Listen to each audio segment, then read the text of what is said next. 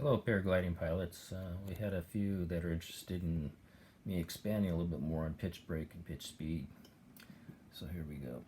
So if we take a look at this sentence here, it says the A or C values of a column, meaning A1, B1, C1, or it could be A2, B2, C2, or A3, B3, C3, and so on and so forth, shouldn't have an offset of more than 4 millimeters in relationship to the B's.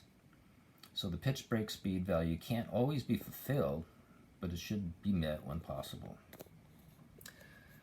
So let's take a look at this chart here. My previous video, we kind of expanded on these colors indicating a line group. So we've got a line group here, A1, B1, C1, D1, K1, and a line group here, A2, B2, C2, D2, K2, and so on and so forth. And this is stabilo. So I go S1 is regarding the A1, B1, C1s regarding to the stabilo. So we evaluate the pitch, break, and pitch speed not horizontally, like shown here in the red circle, but vertically in relationship to line groups. You always stay within the line groups. So we're evaluating pitch per line group. All these colors, the orange, the green, the blue, all go to one line on the mullion. So on the A mullions, you're going to have, an inner A, a middle A, and an outer A for the left side, as well as on the right side, an inner A, middle A, and an outer A on the right side. And those, when I adjust one of those, like if I add a loop here, so this is down here, if you look at the mullion tip, I got a single loop, and a pile hitch. So on this third one here, we added a pile hitch, where you see my cursor now, which is indicating where my cursor is now. And that will change that one cell so I can get closer to the value that I want here. So what I have here in the yellow is showing those that are out of tolerance. They're more than 4 millimeters in relationship to the B's. So let's take a close look here at A1 on the left side, B1 on the left side, and C1 on the left side. The difference between A and B is greater than 4, as you can see. This is plus 5.75, and this is minus 0.75 on the B, and then the C's is the same thing. It's saying 6.75 is greater than 0.075 or minus 0.075. So you can see what I'm talking about here. It's greater. And then over here, the difference between the B and the A is greater than 4. The difference between the B and the C is greater than 4. And same thing over here.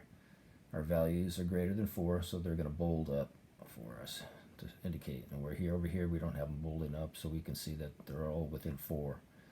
Here we got a 1.25, then we got a 1, then we got a 3.0 between. So we're comparing everything with the B row to see how our pitch is. If our angle attack is like my hand's showing here, let's say my thumb's the leading edge and my baby finger is the trailing edge. My angle attack is like this, which we call pitch break. The glider's going slower than it should be, and we don't want that. And the opposite, pitch speed, where the leading edge is low and the trailing edge is high.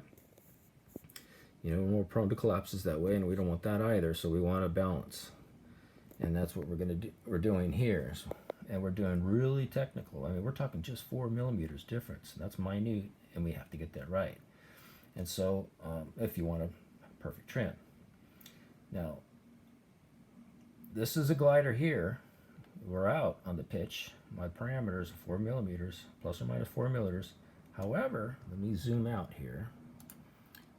Bear with me here. And if I scroll to the side, oops, excuse me, bear with me here. Let's go to the table here. If you look at the table here, we're in the green. Everything's passing, plus or minus 10 millimeters in relationship to factory spec. And this is before. The red is showing that we're out of factory spec in these cells or these lines within these different rows. And then after we made our adjustments and remeasured, we're within spec. So we think until we take a look at pitch in relationship to the B row. And this is what we find. A glider that passed plus or minus 10 doesn't necessarily mean it's going to pass the pitch break and pitch speed parameters. And so that's what I want you guys to be, well aware of. That, you have to take this another step in order to acquire the perfect trim. And so let me go to a glider that's passed. This is actually, here's one that I just did yesterday. Let me make this a little bit smaller. There we go.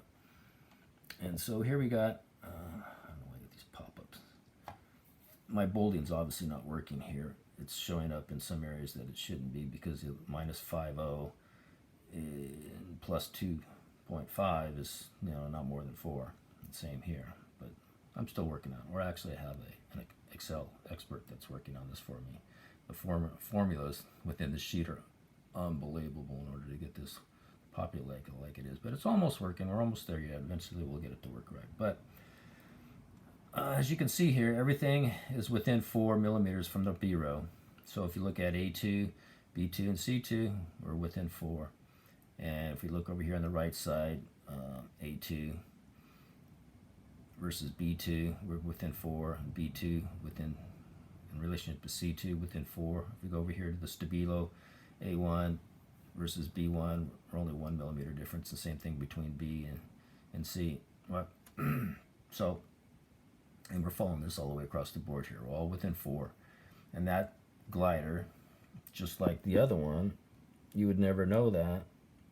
When I first finished measuring it, I had all green, and I thought I was good to go.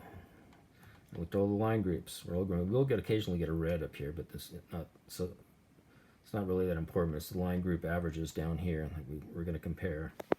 And we got green across the board, and then I scrolled across and looked at my data table, and it was way off before I got it to work. And so I had to make, as you can see, the Mallion loop adjustments here. And I make those adjustments 2-3 different times and remeasure again and again until I got them right. I tried Lark's foot, single loop to Lark's foot to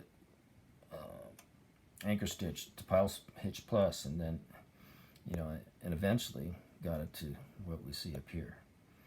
And so it's a time-consuming ordeal, and some people complain about the prices of my trim tuning in relationship to other shops, but we're trying to do this a little bit better, and it takes time and it costs money, and we're not making any money off this. We do this because it's our passion, and we want to make sure that we get, we're going to treat this like it's our own paraglider, and we want to make sure it's right so that we don't have this scenario revealing itself to where, we got green on the table results, but our pitch balance is off. So we want to make sure the pitch break and pitch speed are within the parameters as we matched here. And the paragraph down here will explain it if you forget when you get our reports.